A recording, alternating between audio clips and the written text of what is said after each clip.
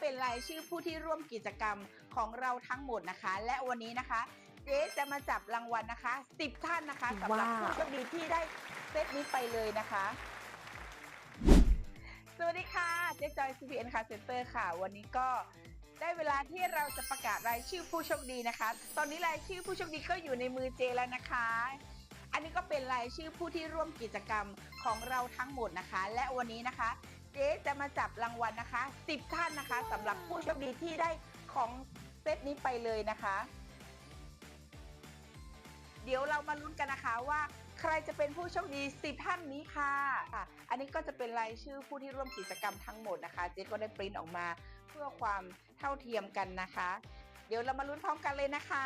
ท่านแรกนะคะว่าจะเป็นใครค่ะเดี๋ยวเจ๊จะจิ้มแล้วนะคะ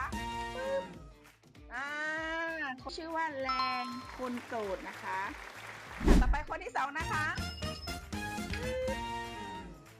โอเคคนนี้นะคะเดี๋ยวเราจะไปลุ้นผู้โชคดีคนที่3นะคะน้องๆมาสลับนี้ให้เจ๊หน่อยเพื่อความเท่าเทียมนะคะเพื่อความเท่าเทียมนะคะตอนนี้เจ๊ให้น้องๆทีมงานเจ๊สลับแล้วนะคะต่อไปเจ๊จะจิ้มแล้วนะคะโอเคคนนี้นะคะคนนี้ชื่ออะไรเอ่ยนะคะผู้โชคดีคนที่3ของเรานะคะต่อไปผู้โชคดีคนที่4นะคะคนที่4โอเคคนนี้นะคะชื่ออะไรเอ่ยต่อไปนะคะผู้โชคดีคนที่5ค่ะ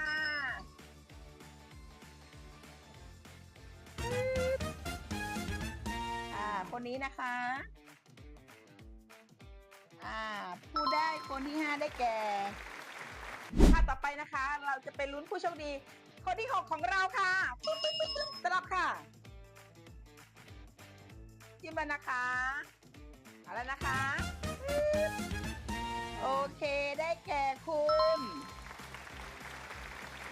ต่อไปนะคะเราจะมาลุ้นผู้โชคดีท่านที่7ของเรานะคะสลับค่ะ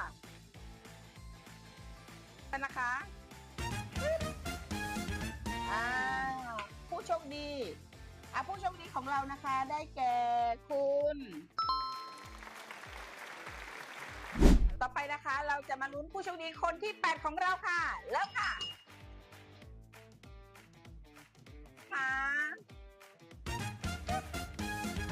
โอเคคนนี้นะคะ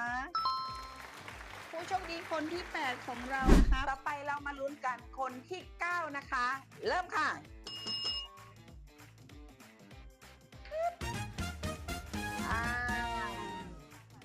เอาคนนี้นะคะ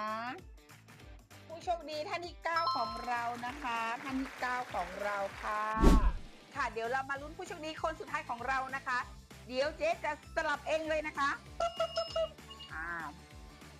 โอเคนะโอเคนะคะคนสุดท้ายนะคะเจ๊จะจิ้มแล้วนะคะชื่ออะไรเอ่ยคนสุดท้ายของเรานะคะใช้ชื่อเฟซว่าคุณกลานะคะคุณกลาค่ะและเจอกิจกรรมดีๆใหม่นะคะก็ฝากติดตามเจ๊จอยทุกช่องทางเลยนะคะเจ๊จอยจัดให้ค่ะ